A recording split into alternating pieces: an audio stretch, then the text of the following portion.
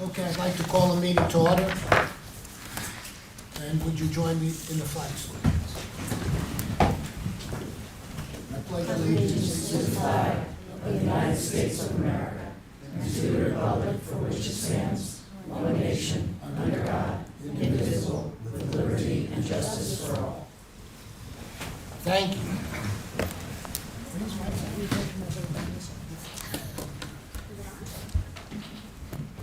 Is it on? Okay.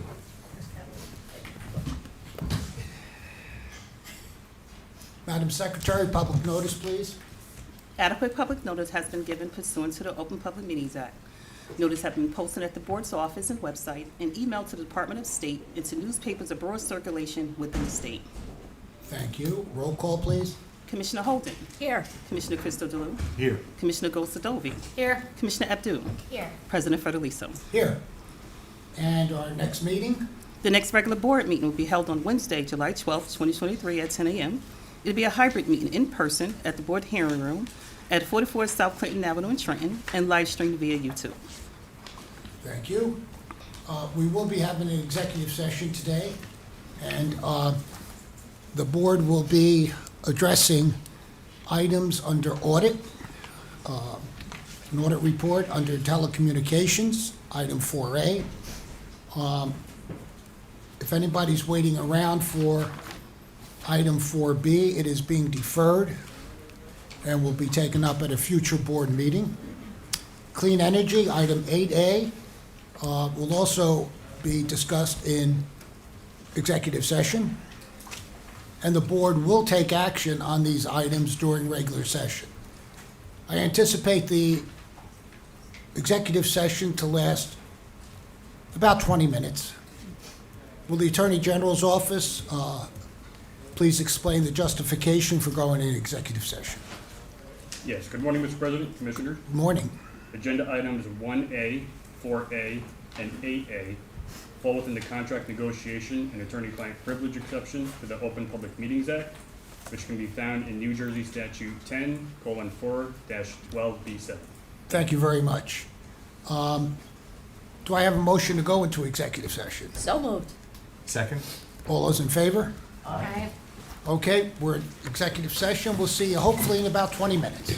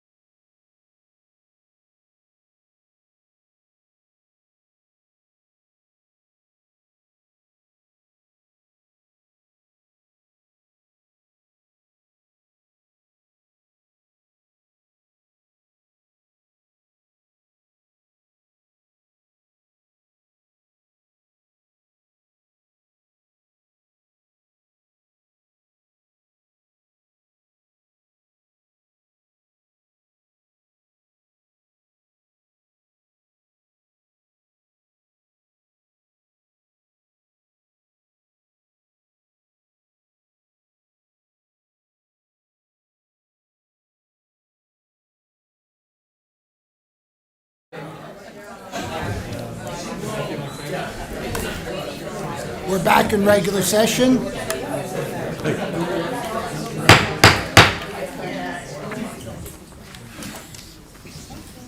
Thank you. Brings me back to my days of teaching where they would never shut up. Oh, is that what you got to do? Hi, everybody, and welcome to our meeting. As I might have mentioned before we went into executive session, item 4B has been deferred to a future meeting. I do have a few opening remarks that I wanted to make prior to getting started with the agenda. First, next week is July 4th, and I've been authorized to give you the day off. I thought that was nice, right? That was pretty kind, Yeah. but not for next year. Oh, no. Not too far in advance. On behalf of the board, I'd like to wish you a happy and safe 4th of July and a lot of fun. And don't drink too many Diet Cokes or Pepsis, because they can get you in trouble. Right, Commissioner? I don't know, I just thought I'd look at you. She's not old enough. Oh, okay. I'll take that. You know, it's really a day to remember our founding fathers and the genius of them in setting up an experience that no other country really has taken upon themselves to do. It's an experiment that has lasted over 240 years. And the one thing that I think it's taught us over this time is the fact that democracy is not to be taken for granted.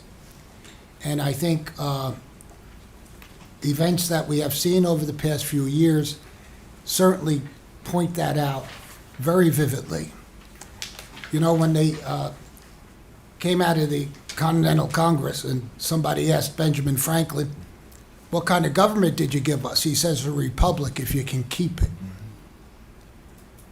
Think about that. We've been able to keep it for over 240 years. Ups and downs, challenges, potholes, but we've been able to endure. And we have to continue to endure. But it takes the participation and the work of all of us to ensure the fact that this experiment doesn't die. There's no other country in the world that has so many different kinds of people from all corners of the earth. And the experiment survives,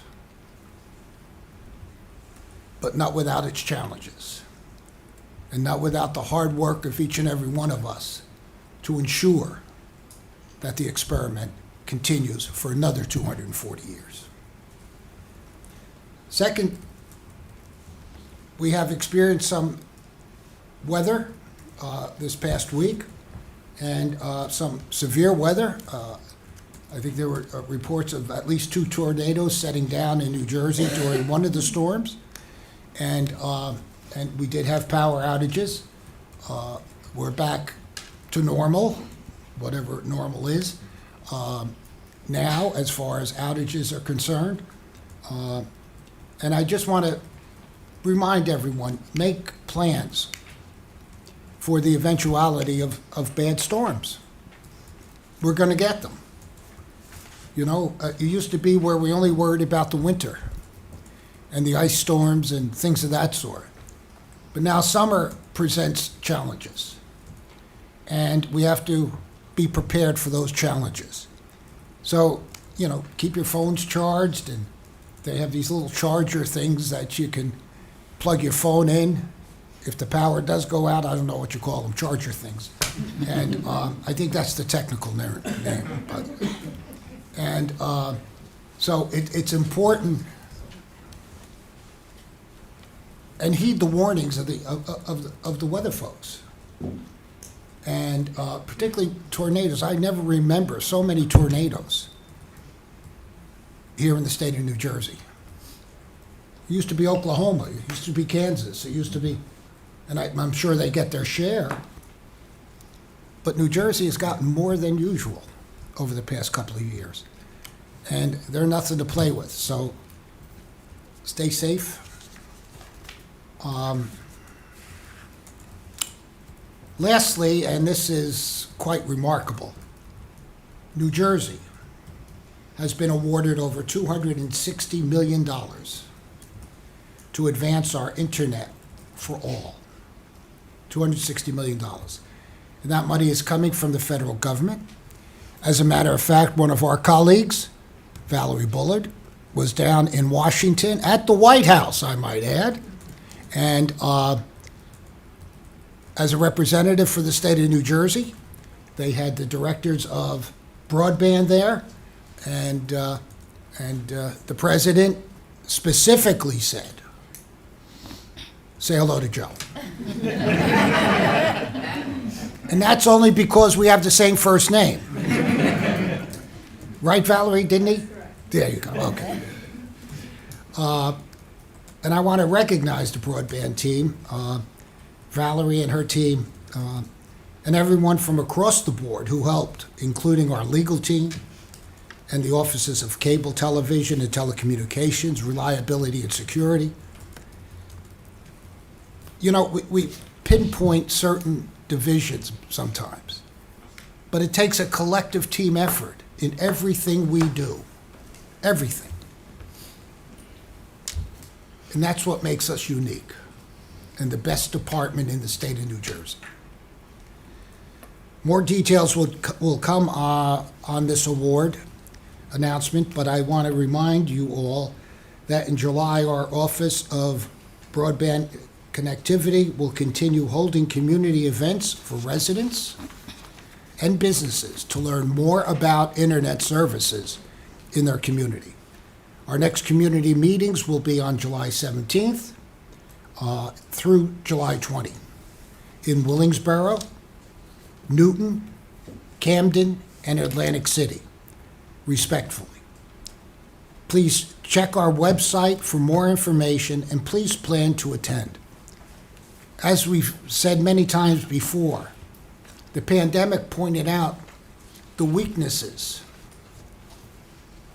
in our broadband capabilities throughout the United States, not just in New Jersey. And we see that there are certain areas here in New Jersey that don't have access for one reason or another, whether it's economic, whether it's the area in which they live where they can't receive it. But through the efforts of our broadband division, our goal is to make sure every New Jerseyan has access to broadband. We left too many children behind during the pandemic who didn't have access and couldn't be online for school. We cannot allow that to happen again. So we have a lot of work ahead of us. As you know, we have a broadband commission, and we have to issue a report by the end of the year. And we're moving along with that, and it's a big job.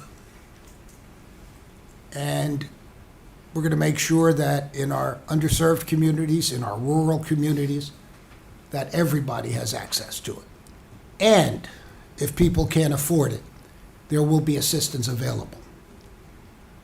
Because we cannot allow our children to miss out on 2 years of school as we continue to move forward. That's sinful. So, do any of my colleagues have any words they would like to speak? If I may, I would like to wish you a happy birthday, Mr. Oh, President, thank you. belated from yesterday. Yeah, it's not easy hitting 40, I'll tell you. I know. What? That wasn't a joke, was that a joke? No. Madam Secretary? Oh, you have something to say? Oh, I'm sorry. I'm getting to be like the consent agenda. Am I First, supposed to feel bad for you? yeah, I'm going to be left out. To just sort of hop on Commissioner Gould-Sadovi's remarks, it's very fitting that Domingo German threw the perfect game last night My for birthday you. gift. And it's a good thing he did it in 99 pitches, because if he'd hit the 100-pitch mark, Boone would have picked him due to analytics, so, you know. Anyway, Never gonna finish the game, right? I also want to jump on the broadband wagon. Valerie Bullard made an excellent presentation and blew them away at NJUA conference, and really made us proud. It's like, we know what we're doing because Valerie's here. and that proof of the pudding is $260 million coming into the state. And it underscores what our friend and former chair of the Mississippi Commission, who happens to be running for governor, Brandon Presley, when he was the NARUC chair, his focus was that we should be talking about broadband and rural broadband, and how, you know, whether it's farmers or school kids and people, everyone should have access to the internet. Turns out in his presidential year is when the pandemic hit, and all of NARUC had to go virtual, and it just underscored the fact, as the president said, that the need to focus on broadband for all, or access for all. Commissioner Christodoulou and I just came back from the MACRA conference, which is the Middle Atlantic region of NARUC, and I won't speak to all of it because I know he's got a lot to say too. We were sort of the tag team, like looking for money. Had some great meetings with DOE, in particular, finding ways. They're very interested in getting involved in our offshore wind. They're just so excited about what we're doing, the methods we're taking on, and they want to find ways to help us make it more financially viable for the customer. And they would like to come up to Trenton and meet with the president and talk about these things, way we can collaborate.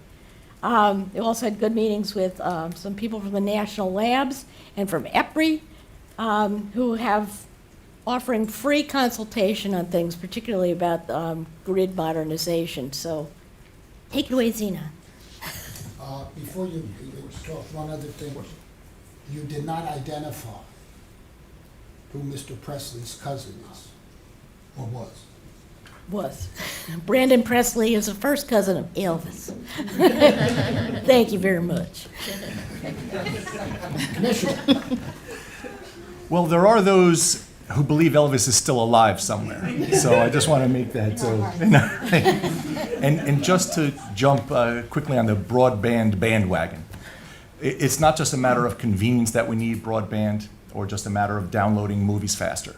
As a professor, I would notice during the pandemic when we all went virtual, that many of the students who didn't have broadband, their video feed would sometimes freeze, they would get disengaged, frustrated, and sometimes just log off. That's really the stake. When we talk about broadband, it's not just for the convenience factor, it's part of the infrastructure of our entire society and the future of our economy and education. So Valerie, what you brought back to us, thank you so very much, because it's more than just having something easier. It's really providing the resources for our students, not just in high schools, but also in college and grad school, believe it or not, where without that access, they're going to find it very hard to compete in New Jersey and globally. So this is a wonderful effort.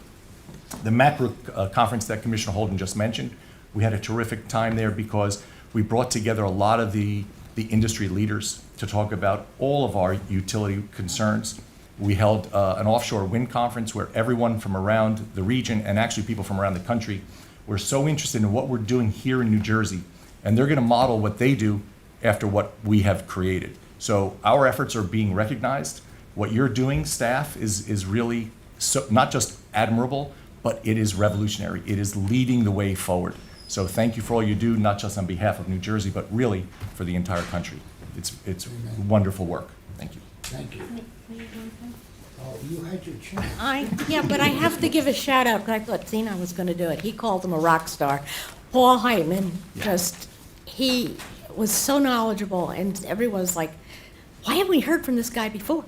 And so, thank you for allowing him to attend and be a panelist. He's going to be in You didn't let demand. anybody hire him, did you? No, no. We were doing some looking around for people we could snake away, but We're always on the lookout. Anyone else? We're good? Now the consent agenda. Yes. On See, I consent, remembered it this time, didn't I? yes, you did. On consent agenda items, 1A, 2A, 3A, 3B, 3C, 3D, 4A, 5A, and 6A. so moved. Second? Roll call. Commissioner Holden, Yes. Commissioner Crystal Delue, Yes. Commissioner Gosadovi, Yes. Commissioner Abdul, Yes. President Federico. Yes. Thank you. And our first presenter, Director Bader. Good morning, Commissioners. Good morning. This agenda matter involves the comprehensive management and affiliated transaction and affiliate standards compliance review audit of Public Service Electric and Gas Company on April 25th of this year. Overland Consulting submitted the final audit report in this audit. The final report contains 23 chapters, including an executive summary chapter in both Phase 1 and Phase 2 of the audit, and makes approximately 66 recommendations, one of which has an additional 3 sub-recommendations relating to it. At this time, staff is recommending that the board accept the final audit report for filing purposes only, release the public final report for comments due October 31st, 2023. Staff recommends issuance of a secretary's letter setting forth a request for comments. After review and receipt of those comments, staff will bring the matter back to the agenda for consideration of an implementation plan. Staff further recommends, consistent with the terms of the agreement for consulting services with Overland, that the holdback fees in the amount of $320,000 pending acceptance of the report be released to Overland. So moved. Second? Questions, comments for Alice? Roll call, please. On the motion to approve staff's recommendation, Commissioner Holden, Yes. Commissioner Crystal Delue, Yes. Commissioner Gosadovi, Yes. Commissioner Abdul, Yes. President Federico. Yes. Thank you, Okay, Alice. thank you. Good job on this. This Thank was a you. big one. Ian, you're up. Energy item 2A. Has something to do with FERC, I would imagine. Yes, it does. And good morning, and also offshore wind transmission. So, this on March 16th, 2023, TransSource Pennsylvania LLC submitted a filing to the Federal Energy Regulatory Commission requesting both abandoned plant and construction work in progress incentives for its North Delta substation project. The North Delta substation is a state agreement approach project being built in Peach Bottom Township, Pennsylvania, to support the reliable integration of New Jersey offshore wind. As the substation is an SAA project, New Jersey repairs will bear the entire cost of building it. The abandoned plant incentive would allow TransSource to recover prudently incurred costs if the project is canceled for reasons beyond its control, while the construction work in progress incentive would allow TransSource to start charging New Jersey repairs for the substation before it is placed in service. TransSource did not discuss its intent to seek the construction work in progress incentives in its bid proposal. Moreover, in its October 26, 2022 order selecting SAA projects, state agreement approach projects, the New Jersey Board of Public Utilities expressly noted a preference for SAA solutions that did not front-load costs on ratepayers. Consequently, TransSource's proposal may have been evaluated less favorably had it stated it would pursue construction work in progress incentives during the bidding process. Board staff thus believed it was inappropriate for TransSource to seek construction work in progress treatment after the fact, and that it was important for the board to signal it would likely oppose such efforts to other successful SAA bidders. Accordingly, staff, on behalf of the board, filed comments to FERC opposing TransSource's request to be awarded a construction work in progress incentive on May 9th, 2023. Staff recommends that the board ratify the comments that staff filed with FERC on May 9th, 2023. So moved. Second? Questions, comments for Ian? Roll call, Madam Secretary? On the motion to approve staff's recommendation, Commissioner Holden? Yes. Commissioner Christodoulou? Yes. Commissioner Gosadovi? I'm going to abstain because I was not here when the comments got filed, so abstain. Commissioner Abdul? I'm going to abstain as well on this and all the other item 2 matters. President Federico? Yes. And you're 2B too, Yes, I am. also. Also, another for creative matter. So, on January 28th, 2022, Lockwind Electric Company, or RECO, filed a proposed increase in its annual transmission revenue requirement and corresponding revisions to its stated transmission rates with the Federal Energy Regulatory Commission, or FERC. Specifically, RECO proposed to recover an annual transmission revenue requirement of $20,354,318, an increase of nearly 21% from its prior revenue requirement of $16,833,707. On the RECO's proposal, its return on equity would also increase to 11.04%, including its RTO participation adder, which is a 104 basis point increase over its current authorized ROE of 10%, which includes its RTO participation adder. Its base REO is currently 9.5%.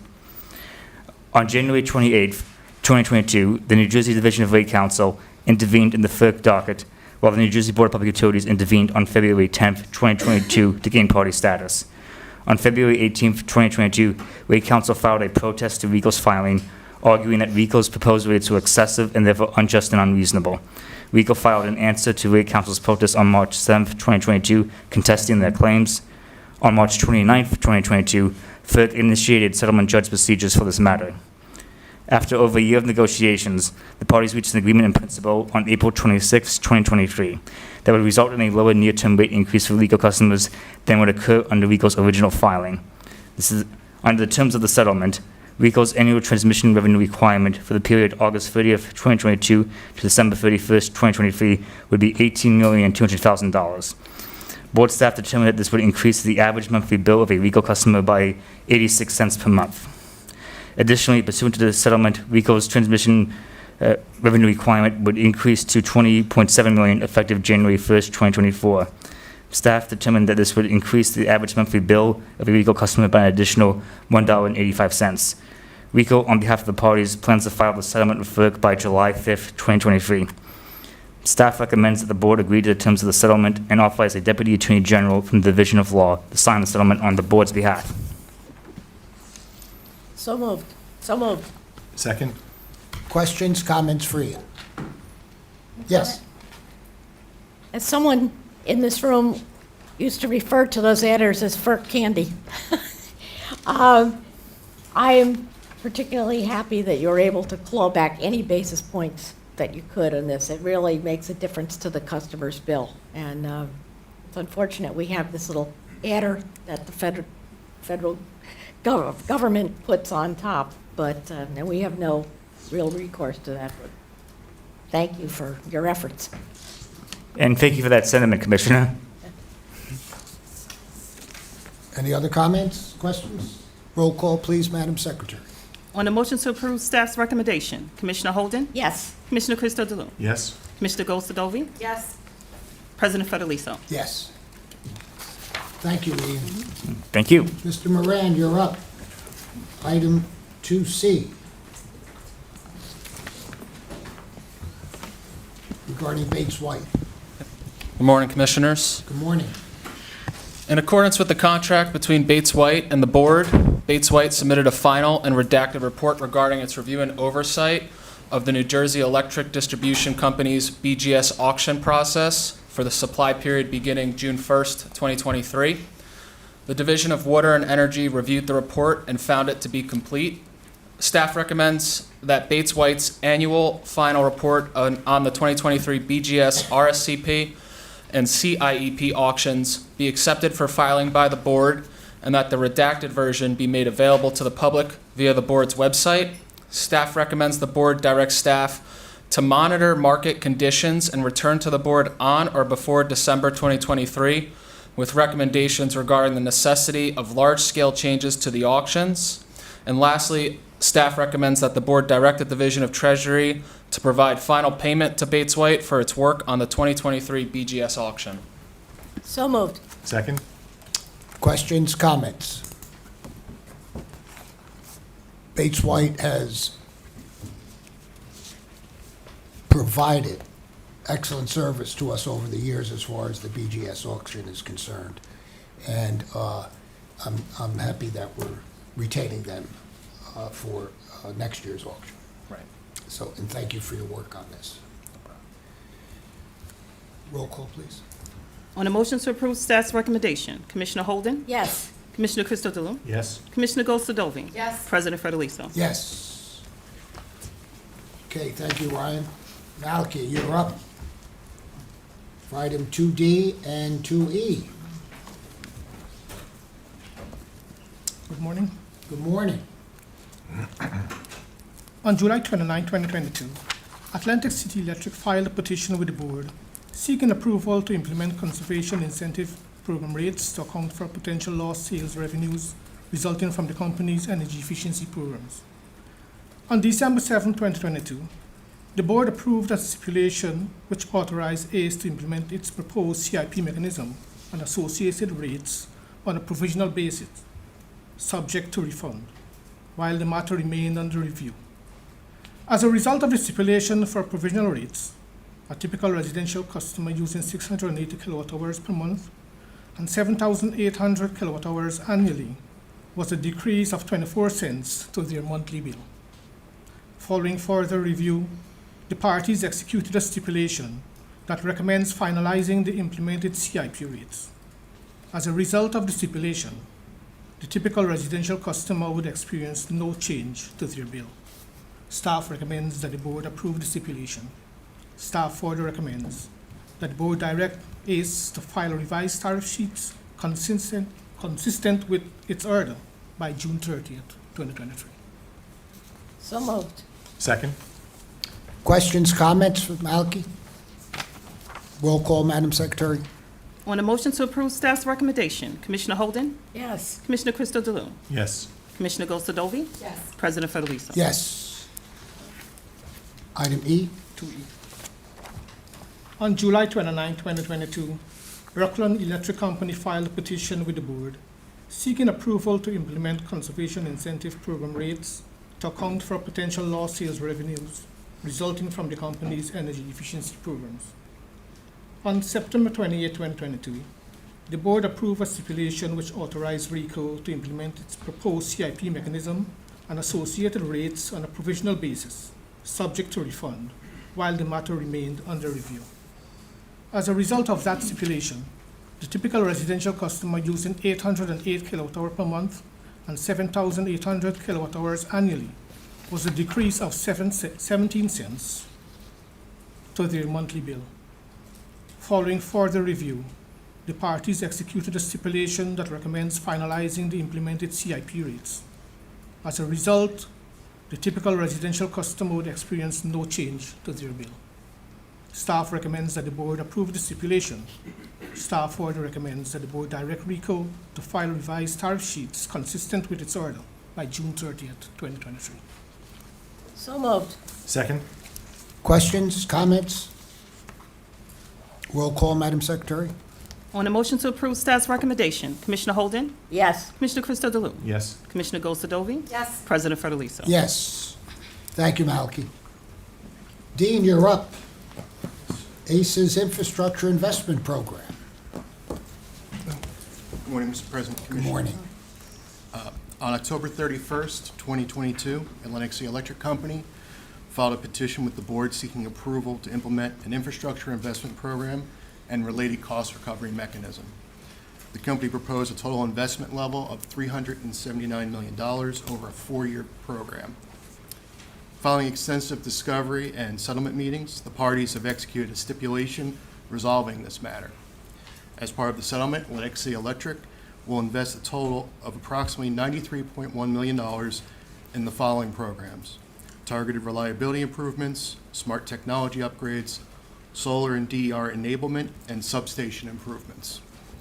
The parties agreed that the company will recover costs associated with the IIP investments on an accelerated basis and as a separate component of its existing rider IIP in the company's tariff. Atlantic City Electric will make up to 5 filings over the 4-year program to recover in-service investments on a rolling basis. There is no initial bill impact with the approval of this stipulation. However, following completion of the 4-year program, a typical residential customer using approximately 680 kilowatt hours per month will experience an increase in their monthly bill of approximately $1.22 per month. Staff recommends that the board issue an order approving the stipulation. So moved. Second? Infrastructure is an ongoing process, and we have seen major improvements in the entire infrastructure of all of our utilities since Superstorm Sandy. But the job is never done. We have to continue to invest in infrastructure and to ensure the fact that when the time comes where we have to, quote, plug in our clean energy generation, that there's a place to plug it in. So it's vital that we continue to work on our infrastructure for the benefit of the 9.3 million people who live in this state. Dean, thank you for your work on this and your team.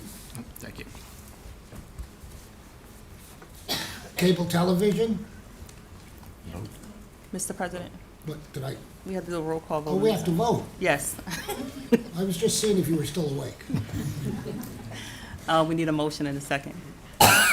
Did you make a motion? I moved. You moved, any second? Okay. Commissioner Holden? Yes. I'm sorry, on a motion to approve staff's recommendation. Commissioner Holden? Yes. Commissioner Crystal Delue? Yes. Commissioner Gosadovi? Yes. And President Ferdolisa? Yes. Thank you for the reminder. Luanda, you're up.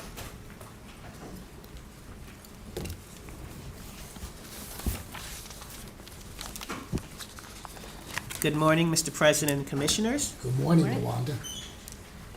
This item involves a petition filed by Altis's subsidiary, CSC TKR, regarding a dispute with the Borough of Madison involving access to the borough's highways for the provision of cable TV service. In its petition, Altis seeks relief from the board to address allegations that the borough has unlawfully denied Altis access to its cable plant within the rights-of-way of the borough, thereby restricting Altis from engaging in construction and maintenance of its cable plant unless they agree to provide additional fees to the borough through a pole attachment agreement. As background, cable television service was initially established in the borough through its adoption of a municipal consent ordinance by its governing body, followed by the issuance by the board of a certificate of approval, or COA, to Altis's predecessors on February 19, 1975. Pursuant to the state's Cable TV Act codified at NJSA 48:5A, the COA permitted the construction, operation, and maintenance of a cable television system in the borough. Since 1975 up to the present, the borough's governing body has adopted renewal ordinances, and the board has issued renewal COAs to Altis and its predecessors. Altis is currently the holder of a system-wide cable franchise that authorizes the company under state and federal law to continue to construct and maintain a cable television system within the highways and the rights-of-way of the borough. Altis routinely maintains pole attachment agreements and with local utility companies for access to utility poles located within the service area. In this case, the borough is one of 10 towns within the state that owns its own municipal electric utility and poles. However, the management of the poles has been governed by an agreement entered into between the borough and New Jersey Bell Telephone Company, Verizon's predecessor, in 1950, referred to as the Joint Use Agreement.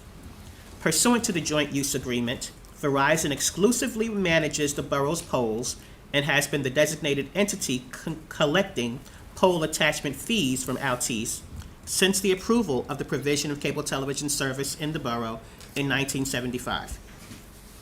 Altis began the deployment of an advanced fiber to the home, or FTTH, cable system throughout its service footprint in 2017. Soon after Altice had commenced aerial cabling of its FTTH upgrade of its cable system in the borough, in 2021, the borough informed Altice that they would not be allowed to continue with the upgrade or to access their plant to conduct maintenance until they had negotiated the terms of a pole attachment agreement for the borough to collect fees for the use of their utility poles. These were the same poles for which Altice currently paid fees to Verizon under the joint use agreement. Despite months of negotiations between the parties, they could not reach an agreement on the amount for pole attachment fees. In October 2022, Altice reached out to the board's Office of Cable Television and Telecommunications, the OCTV&T, seeking its intervention with gaining access to its plant. Mediation sessions held between the parties were unsuccessful in reaching a settlement, and the borough continued its refusal to permit Altice access to its plant. On March 14, 2023, Altice filed its formal petition with the board, requesting the board issue an order ruling that the borough should immediately cease its demand that Altice pay additional compensation over and above the cable TV franchise fee in consideration for receiving access to its cable television system in the borough. And 2, grant Altice the ability to immediately commence deployment of its FTTH cable television system and perform regular maintenance as needed to the cable television system located in the borough. Altice asserted that it has the right to deploy FTTH without incurring additional pole attachment fees pursuant to its rights under the franchise and the joint use agreement, which grants Verizon the exclusive authority to manage and receive compensation for the borough's poles through its expiration date of October 13, 2023. Altice also argued that the borough's fee demand for access violates the statutory limit on compensation by a cable service provider in a municipality. On April 3, 2023, the borough filed its answer to the petition, wherein it denied it had unlawfully demanded Altice pay additional compensation over the franchise fee and restricted Altice's access. The borough argued that under the franchise, Altice was allowed to use the rights-of-way in the borough, but not the utility poles owned by the borough's municipal utility, which they believed that the board did not have jurisdiction over. Additionally, the borough alleged that Altice was in violation of its franchise due to its failure to provide free services to several municipal locations.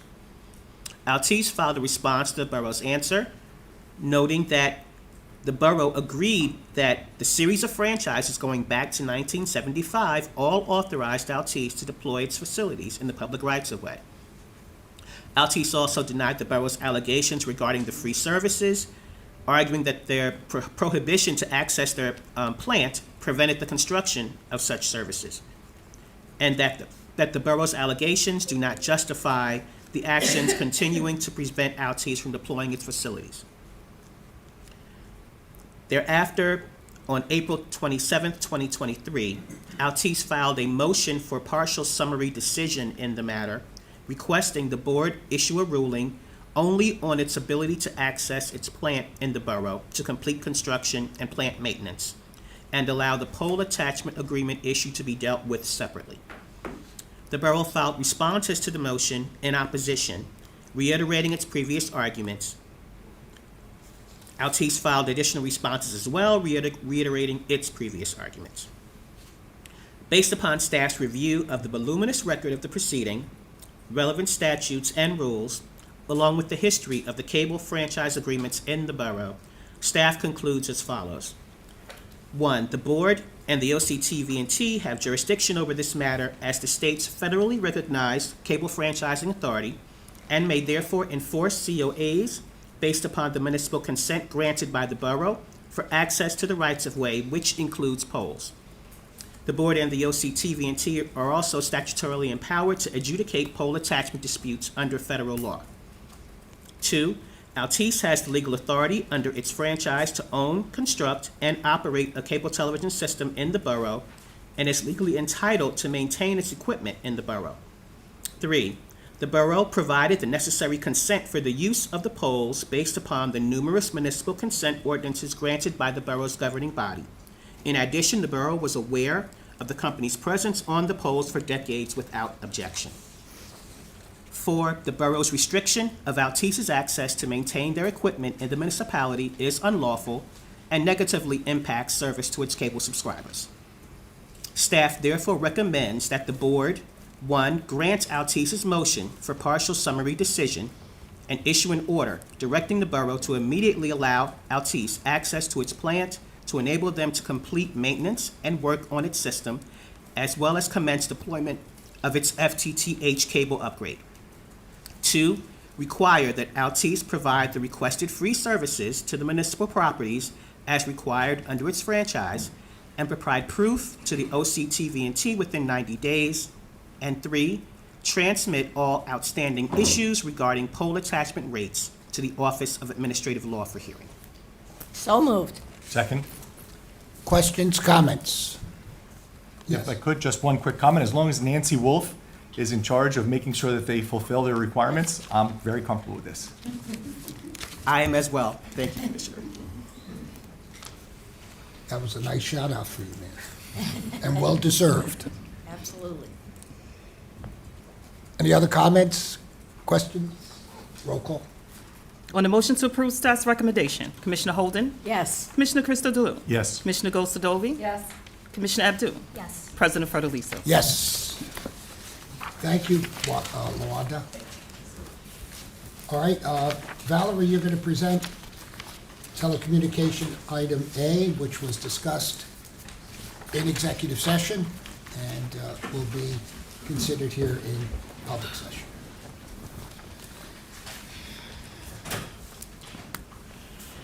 Mr. President, Commissioners, Good morning. I'd like to thank you and the Murphy administration for supporting the state's efforts to close the digital divide and provide internet service for all of New Jersey. Earlier in executive session, I made a presentation to you detailing the request to extend the contract between the board and ECC Technologies.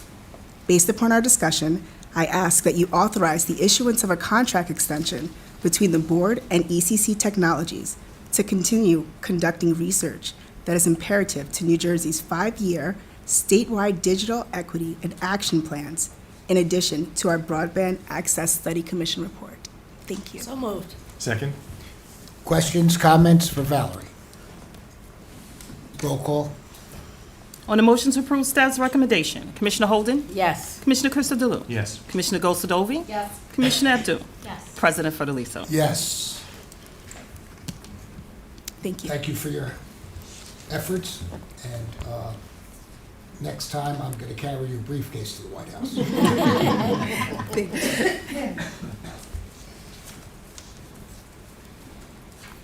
As I mentioned earlier, 4B, item 4B is being deferred to a future board meeting. Michael, you have some water item here? I do. Good morning, Mr. President and Commissioners. Good morning, Michael. On May 15th, 2023, Middlesex Water Company filed a petition detailing a plan for the replacement of lead service lines and requesting that the board authorize the company to defer the cost to replace customer-side lead service lines as a regulatory asset until the company replaces all customer-owned lead service lines and recovers the cost associated with the replacements.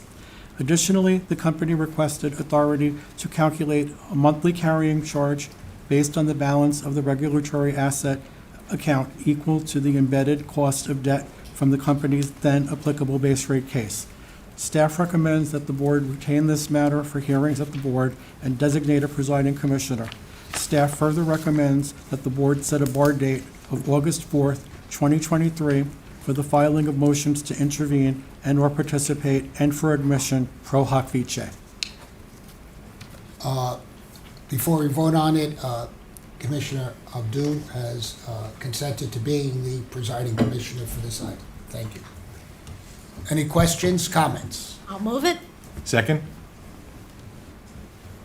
Roll call. On the motion to approve staff's recommendation, Commissioner Holden, Yes. Commissioner Christodoulou, Yes. Commissioner Gosadovi, Yes. Commissioner Abdul, Yes. President Frederico. Yes. Thank you, Michael. Thank you. There are no items under reliability and security to consider. That brings us to customer assistance. Maureen? We're talking about USF and Fresh Start Yes. program. Good morning. Good morning.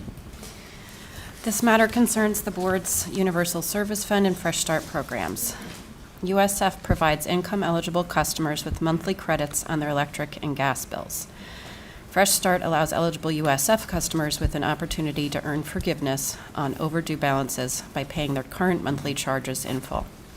In response to the significant arrearages accrued by residential customers during the pandemic, in 2021, the board expanded the USF and Fresh Start programs for a 2-year period.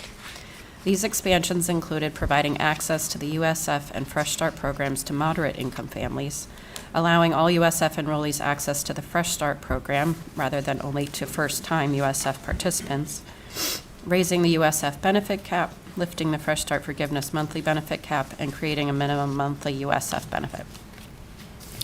Additionally, electric and gas public utilities were directed to apply federal arrearage forgiveness dollars to Fresh Start balances to reduce the burden on ratepayers and maximize federal COVID relief funds. These program expansions are scheduled to expire on September 30th, 2023, unless further action is taken by the board. Therefore, on January 23rd, 2023, staff issued a public notice requesting comment regarding the future of the USF and Fresh Start programs. A stakeholder meeting was also held on February 15th, 2023, during which staff presented the USF and Fresh Start program parameters before and after the expansions were put into place, as well as enrollment, cost, and rate impacts. The public notice and the stakeholder meeting afforded the public with the opportunity to comment on if and how the USF and Fresh Start program should be changed on a going-forward basis. Public comments were received at the stakeholder meeting, and written comments were received by the deadline of March 3rd, 2023. Staff reviewed the comments received and developed a straw proposal which was released to the public with a request for information on May 3rd, 2023. In the straw proposal, staff recommended maintaining the current USF program expansions while reducing the USF income ceiling to the federal low-income home energy assistance program, LIHEAP, income ceiling. Additionally, staff recommended the following modifications to the Fresh Start program. Allow continued access to Fresh Start for USF enrollees through September 30th, 2024. Allow Fresh Start enrollment once every 5 years beginning October 1st, 2024. Permanently remove the $100 cap on monthly Fresh Start forgiveness, and remove the temporary order for utilities to apply federal funds to Fresh Start balances. All comments regarding the straw proposal were received by the deadline of May 24th, 2023, and are summarized in the order. While the majority of comments received were generally supportive of the straw proposal, some clarifying language was requested by the utility companies, which has been incorporated into the order. Also, further data collection, analysis, and reporting were also requested. In conclusion, staff recommends the following. The modifications listed in staff's straw proposal and as set forth in the order be made by the New Jersey Department of Community Affairs, which administers the USF program, and by the electric and gas public utility companies, which administer the Fresh Start program, by the deadlines of October 1st, 2023 and October 1st, 2024, respectively, and recovery for USF and Fresh Start be reviewed during the annual USF compliance filing. Additionally, staff recommends the following information be provided by the gas and electric public utility companies administering the Fresh Start program on a going-forward basis. 2 additional communications be sent to Fresh Start customers who are not in compliance with program requirements beginning October 1st, 2023, as set forth in the order. Additional Fresh Start performance data be reported to the board quarterly beginning January 30th, 2024, as set forth in the order. And a new Fresh Start assessment report be reported to the board annually beginning February 15th, 2025, as set forth in the order. Therefore, staff recommends the board approve these modifications to its USF and Fresh Start program. So moved. Second?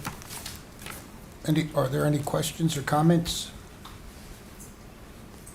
Maureen, Julie, thank you and the whole team for constantly being on top of this. We have too many people who are struggling and who need assistance. And it's important, and we've mentioned this many, many times before. We have a talented group of people here who can help if there is a problem in paying your utility bills. Also, the utility companies are more than willing to sit down with you and go over various ways that they can be of assistance, setting up a payment plan as an example, or something like that. Don't wait to the point where your service might be disrupted. There's help. Take advantage of that help, please. On the motion to approve staff's recommendation, Commissioner Holden, Yes. Commissioner Crystal Delue, Yes. Commissioner Gosadovy, Yes. Commissioner Abdul, Yes. President Frederico. Yes. Thank you. Thank you, Maureen. Julie, I think you're the next one. You're the next victim.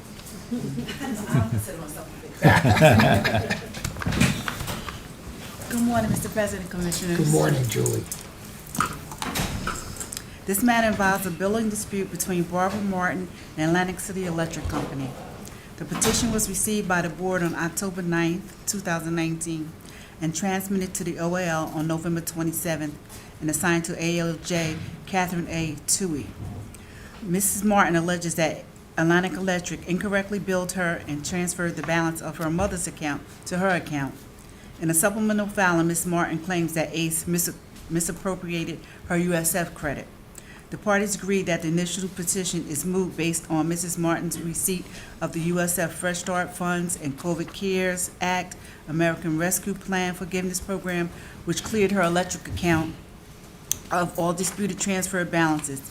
In her initial decision, ALJ Toohey concluded that this matter was ripe for summary decision since there are no issues of material fact in dispute and Atlantic Electric is entitled to summary decision as a matter of law. The remaining claim alleging ACE misappropriated her USF credits and that she is entitled to $750 in damages.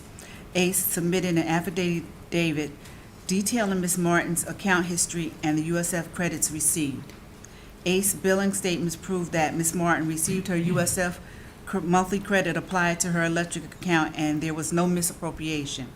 Therefore, based on the foregoing, responded ACE motion for summary decision was granted and Ms. Martin's cross motion for summary decision was denied. It was further ordered that the petition and the supplemental petition in this matter be and hereby dismissed. Staff has completed review and recommends the board adopt the initial decision dismissing the petition in this matter. So moved. Second? Questions, comments? Roll call, please, Madam Secretary. On the motion to approve staff's recommendation, Commissioner Holden, Yes. Commissioner Crystal Delue, Yes. Commissioner Gosadovy, Yes. Commissioner Abdul, Yes. President Frederico. Yes. Thank you, Julie. Thank you. Jim. Clean Energy Item 8A, which was also discussed in executive session, and as I indicated before we went in, it would be voted on in open session. Jim? Good morning again, Mr. President, Commissioners. Good morning, Jim. For more than a decade, through support from the board, the Department of Marine and Coastal Sciences at Rutgers University, or DMCS, has been conducting atmospheric research to evaluate offshore wind resources. DMCS, through the Rutgers University Center for Ocean Observing Leadership, or RUCOOL, has developed and advanced models capable of estimating and forecasting wind speeds and other key parameters in the waters off of New Jersey's coastline. RUCOOL has also, through the Partners in Science element of its previous contracts with the board, engaged stakeholders in critical issues related to offshore wind development. Before you is a proposed contract between the NJBPU and Rutgers University DMCS for the period from July 1, 2023 through June 30th, 2024. The proposed contract would provide funding for staffing, expertise, and resources necessary to carry RUCOOL's previous efforts forward. Activities for 2023-2024 would include 1, stakeholder engagement focused on deepening understanding of the offshore wind resource and its variability across relevant timescales and ocean conditions. And 2, the development of new offshore wind resource baseline data products, analyses, and model case studies that explore the wind resource and its variability, as well as the associated potential power production from offshore wind. As discussed in executive session, staff recommends that the board approve the fiscal year 2024 contract between Rutgers University, Department of Marine and Coastal Sciences, and the NJBPU. So moved. Second? Questions, comments for Jim? Contrary to popular belief by some, there's a lot of research that goes into every initiative that we put forth as far as clean energy is concerned. Not only research within the BPU, but also the expertise of outside consultants. We take this very, very seriously, and we're not going to subject any of the citizens of the state of New Jersey to a program that hasn't been fully vetted, and a program that we feel, through the advice of our in-house staff and our consultants, that it is an initiative that is worthwhile. And that's basically, in many respects, how we come up with answers and policies relative to clean energy. And it's people like Jim and the Division of Clean Energy that provides us with that expertise, and whatever expertise we don't have here, we go out and seek that expertise. So it's important that everyone knows that it's not a matter of just throwing spaghetti up against the wall and hoping something sticks. It's a matter of a lot of work that goes into any initiative that we encounter. And so thank you again for your work. In this particular division of Rutgers University is outstanding, and we use local universities and colleges in the state of New Jersey to assist us in many cases to advance our clean energy program in particular. So thank you, Jim. Thank you, Division of Clean Energy. Thank you, Mr. President. If there are no other comments, or, yes? Just to add, as a point of statewide pride, that Rutgers department is one of the best in the world at what they do in tracking wind and cold pools. So we should be very proud as New Jerseyans as well, and as Rutgers graduates. Yes, good point. Thank you. And they are. They're excellent. Roll call, Madam Secretary. On the motion to approve staff's recommendation, Commissioner Holden? Yes. Commissioner Crystal Delou? Yes. Commissioner Goldstein? Yes. Commissioner Abdul? I'm going to be abstaining on this matter and all other item 8 matters. President Frederica? Yes. Thank you, Jim. You're welcome. Andrea? Regarding SAA.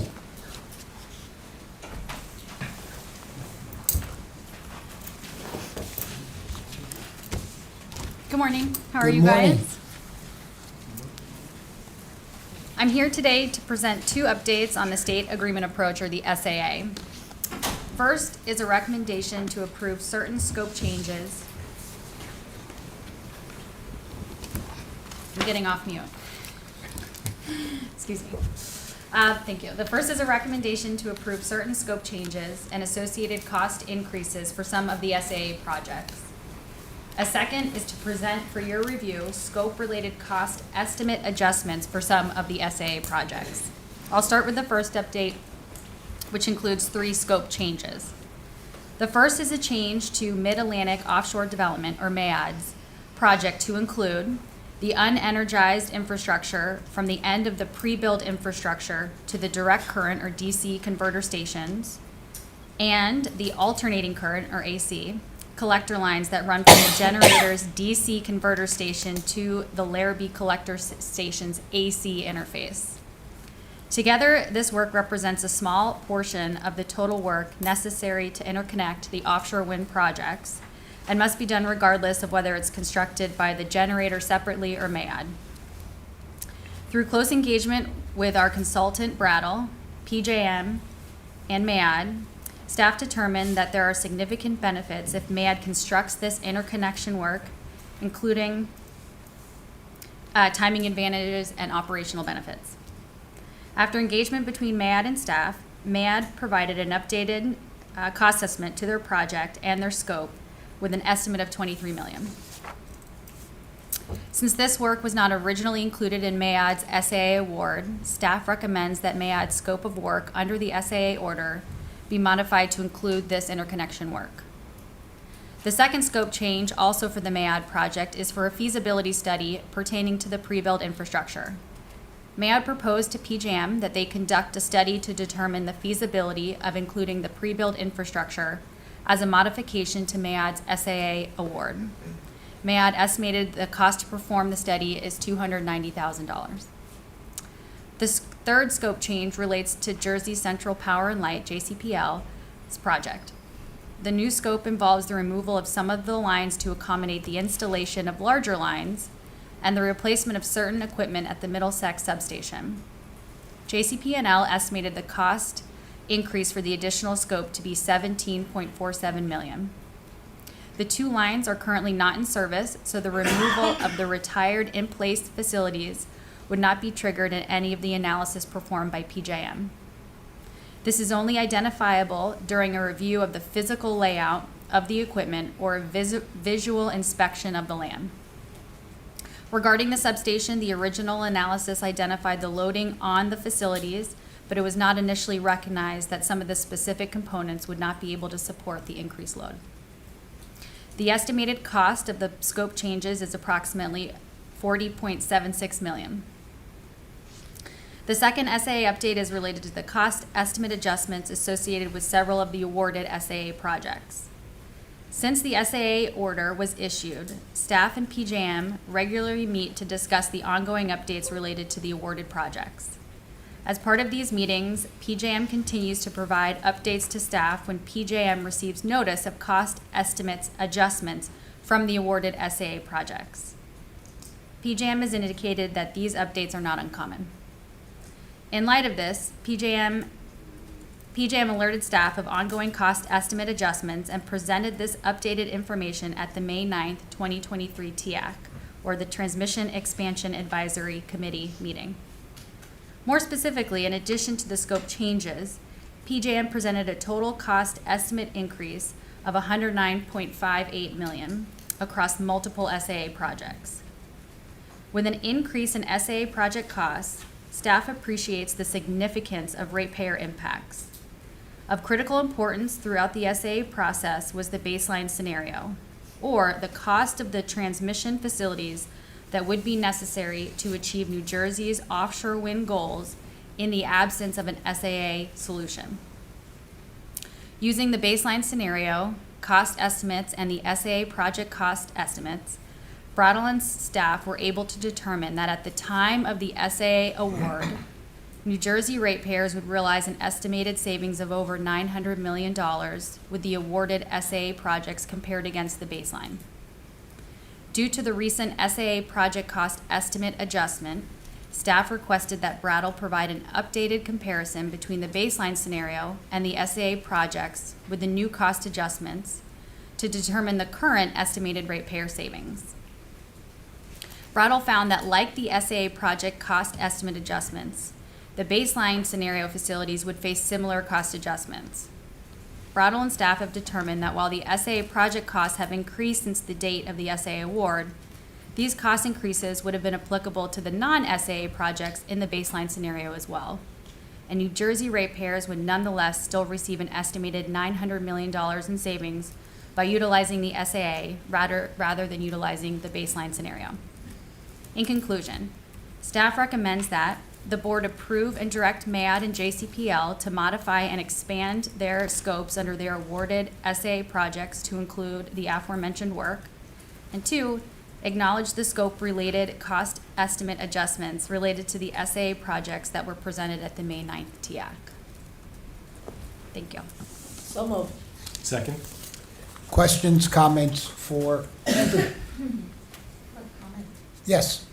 I want to thank you. I know we put you through hell on that order, but the detail that was added was much clearer, makes it clearer, and also what the comparison is, the update from Brattle in particular, that the costs have gone up on one equal to the costs going up on another, and that still SAA is the more economical route to go and makes sense. The scope modifications will take in, values the time value of money as well. So we're looking ahead, building what needs to be done instead of building in drips and drabs. So good work. Thank you. Thank you for putting up with it. Some of us.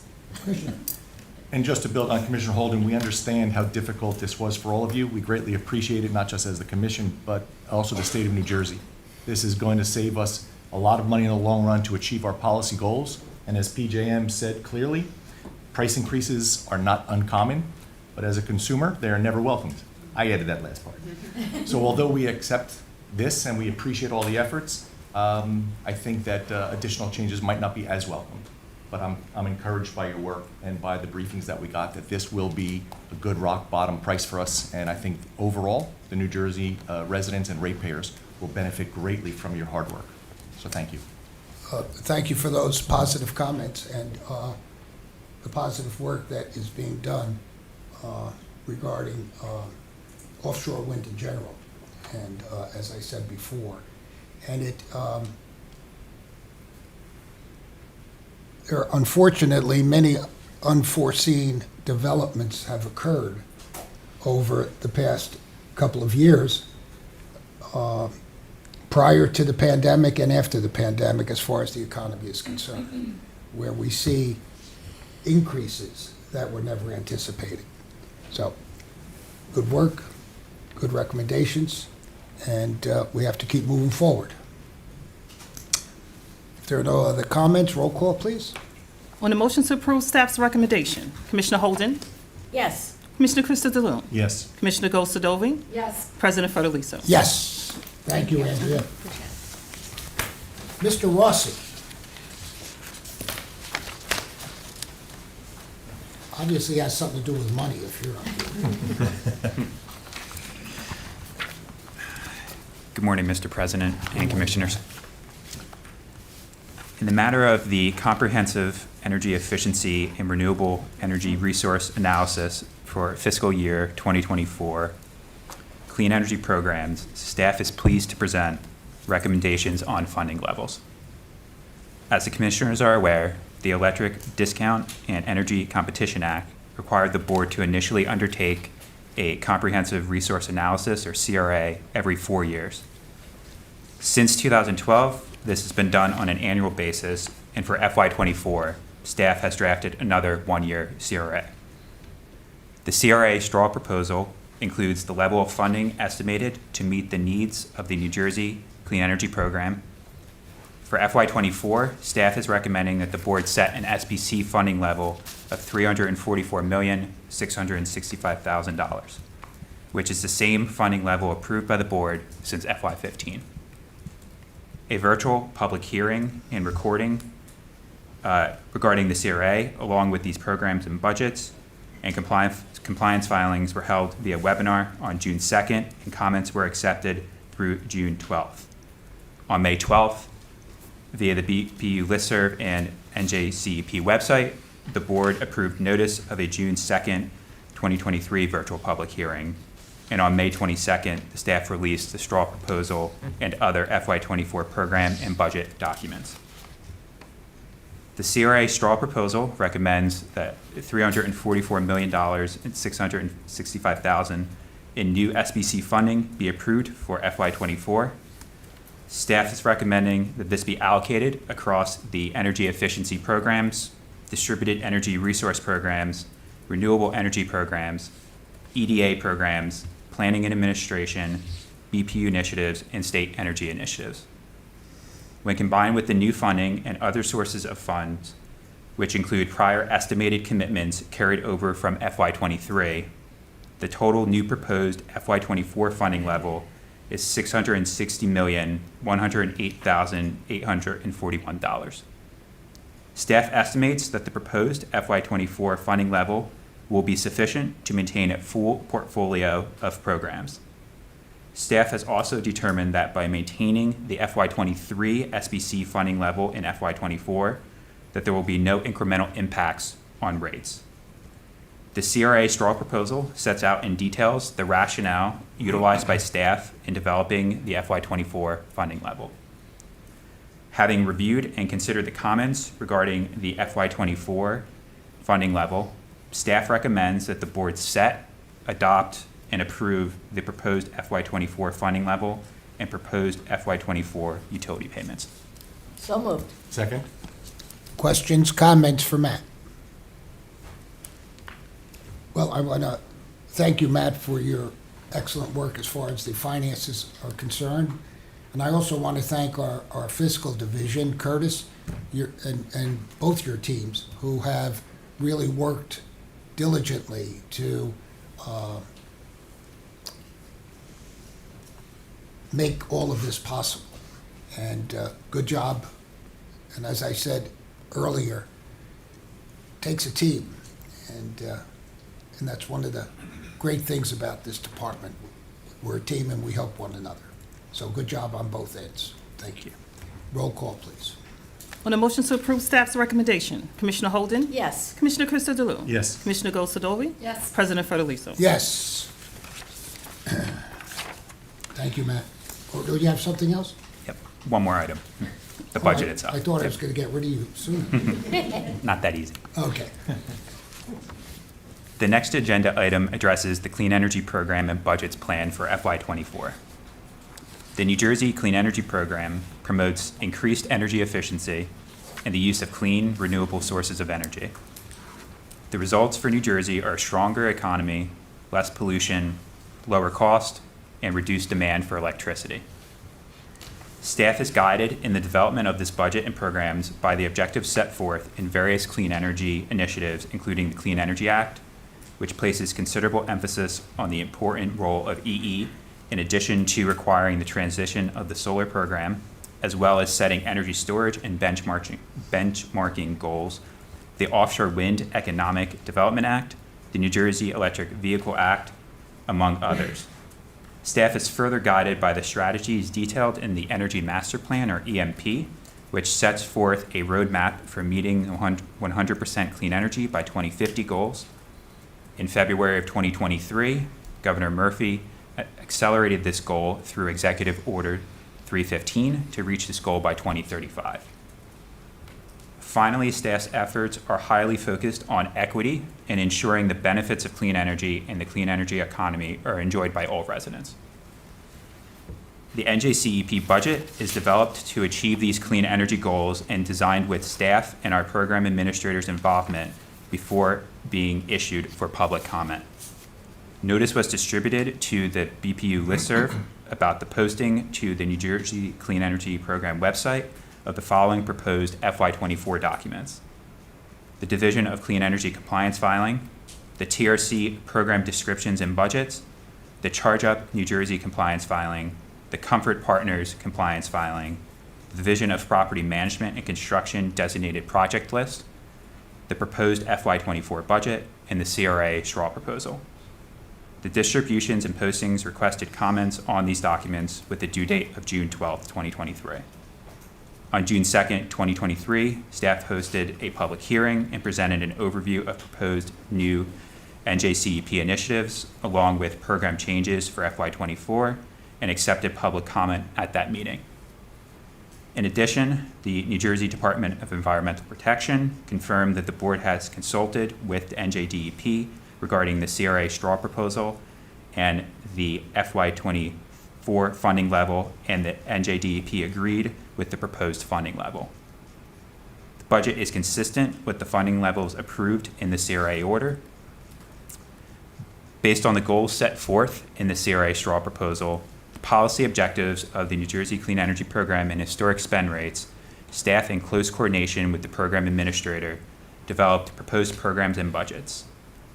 Again, the total FY24 budget of $660,108,841 for the NJCEP includes both new funding and estimated prior commitments, which are carried over from FY23. This includes key program and funding levels, such as more than $140 million in new funding for energy efficiency programs, over $7.5 million in new funding for distributed energy resources, over $12.5 million in new funding for renewable energy programs. The FY24 budget also covers costs of administration, including staff salaries and our partnerships with Sustainable Jersey and NJIT. Also, new funding has been budgeted for program evaluation and analysis to continue the efforts on several critical studies approved by the board, as well as to engage in several new studies to track and report progress in meeting the EMP goals and ensure increased oversight of programs.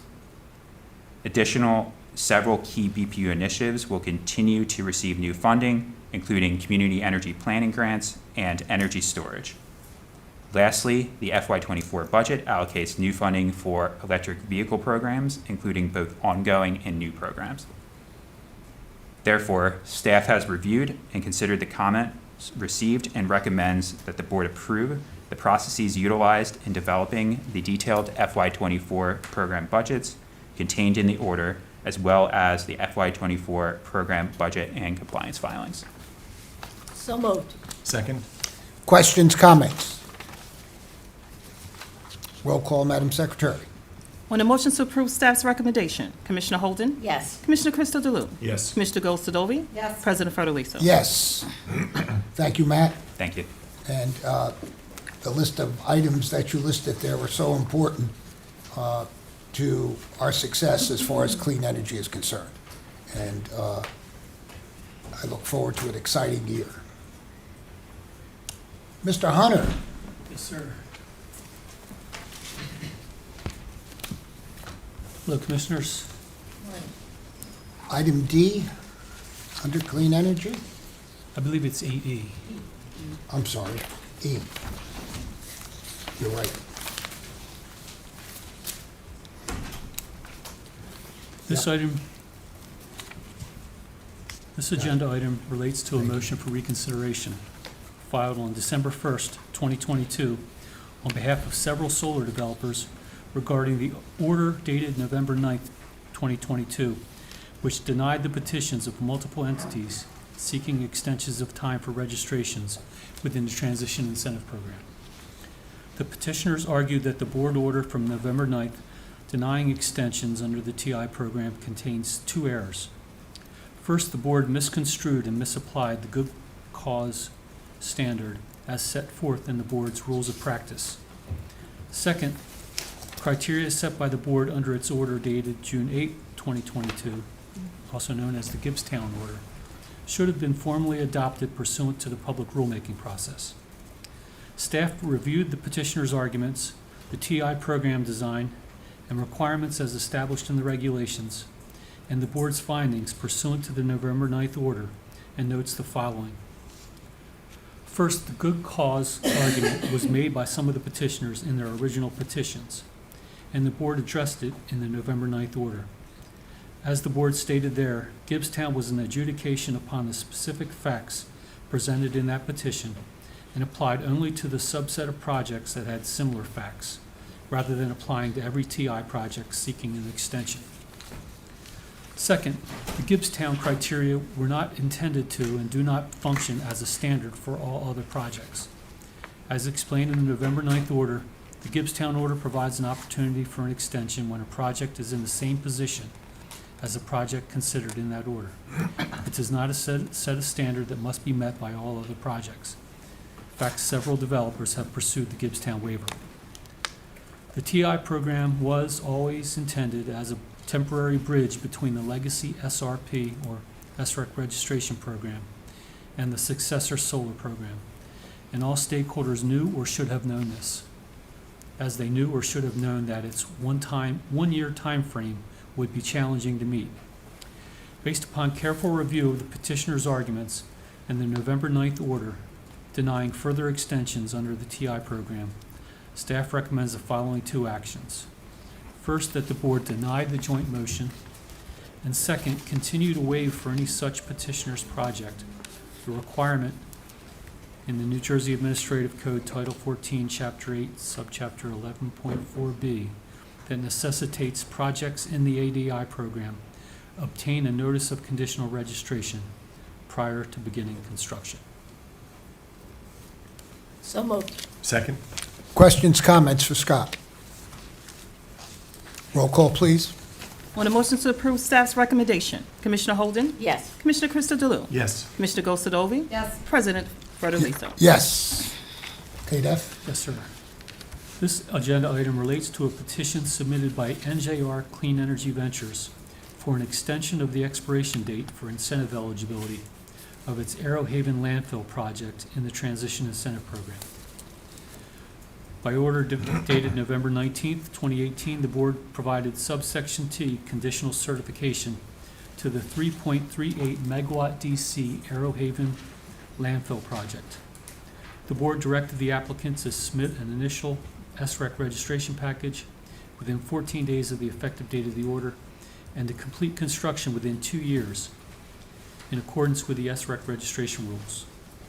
Project acceptance letter issued by the SREC registration processing team on February 19, 2019 provided 2 years to complete construction and submit a final as-built package. The original project expiration date was February 19, 2021.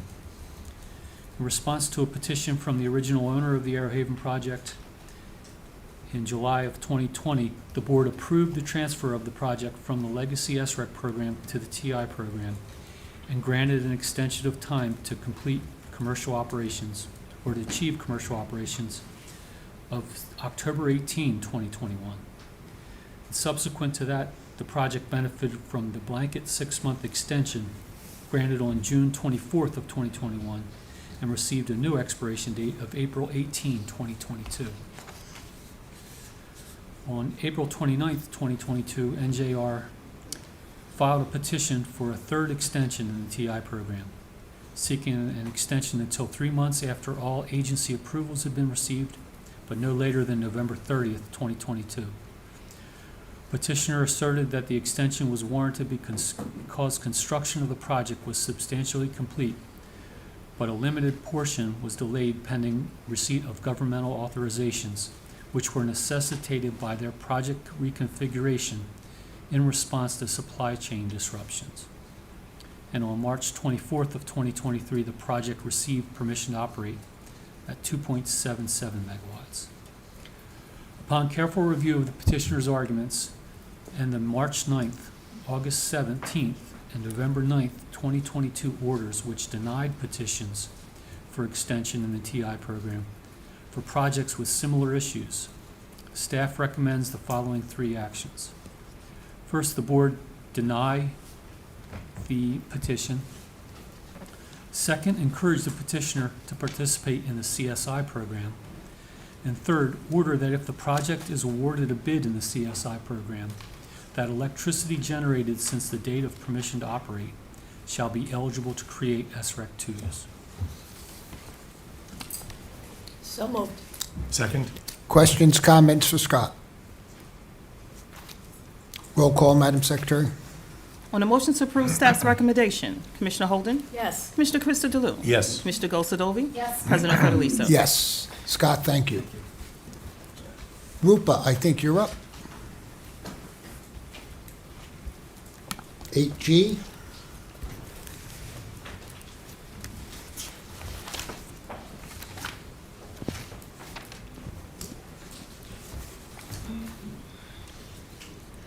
Good morning, Mr. President, Commissioners. Good morning. This matter is regarding the authorization of commercial and industrial incentives, energy efficiency incentives exceeding $500,000. Bristol Myers Squibb submitted an application under the Large Energy Users Program requesting board approval of a financial incentive of $807,690.86 for HVAC, airflow, and central plant upgrades at its Summit, Princeton, and New Brunswick facilities in New Jersey. This proposed project has a total cost of $10,731,970. If approved, this application would cover the replacement of existing laboratory fume hoods and airflow control system upgrades at the Summit facility, replacements of existing dedicated outdoor air system rooftop units, packaged air handling units, and outdoor air heat recovery units at the Princeton facility, and the retrofit of existing heating and ventilation units with new inverter duty motors, variable frequency drives and controls, the replacement of 4 existing exhaust fans, and the installation of a 500-ton plate and frame heat exchanger and associated controls at the New Brunswick facility. Annually, this project would conserve $1,811,000 767 kilowatt hours of electricity, and 55,949 therms of natural gas. The proposed project has an estimated annual energy cost savings of $209,667. Staff recommends approval of the application for the total estimated incentive amount. Thank you. So moved. Second? Questions, comments for Rupa? Roll call, Madam Secretary. On a motion to approve staff's recommendation, Commissioner Holden? Yes. Commissioner Christodoulou? Yes. Commissioner Gosadovi? Yes. President Fertilizo? Yes. Thank you, Rupa. There are no items under miscellaneous to be considered at this point. Any of my colleagues have any closing comments they would like to make? Just that I hope the Canadian wildfires are put out soon. The last time we had a meeting, I mentioned that there were 6 million acres. Now it's up to 21 million acres that have been burned. Half of those huge fires are out of control, so I think this gives us added incentive to really do what we're doing in clean energy. It's apparent all around us. So our best wishes with them and, Yes. to all of us with the air that we're breathing. Yes, and it apparently had moved to the Midwest and is now coming back for the next couple of days here. So it really is a terrible thing. I mean, it's incomprehensible, 21 million acres. I don't even know what that looks like. 3 New Jerseys. Yeah, 3 New 3 New Jerseys. Jerseys. Yeah. Mind-boggling. What do you want? Yeah, well, while we're giving out accolades to different departments, it was only one item on the consent agenda, but I know there's a ton more coming. I want to thank Frank Gaffney and Joe Costa for their timely following up on some old violations in one call and really shaping that up. And this sort of underscores, even though we really didn't talk about it, underscores the importance of calling for markouts. Whether, it's a major excavation or you're planning a landscaping project at your home, it's really critical to make those calls, and they're free. Sure is. Thank you for that. And that reminder always has to be there. Because people can die if they hit the wrong pipe. If there are no other comments, I'll accept a motion to adjourn. So moved. Second? All those in favor? Aye. We're adjourned. Thank you very much.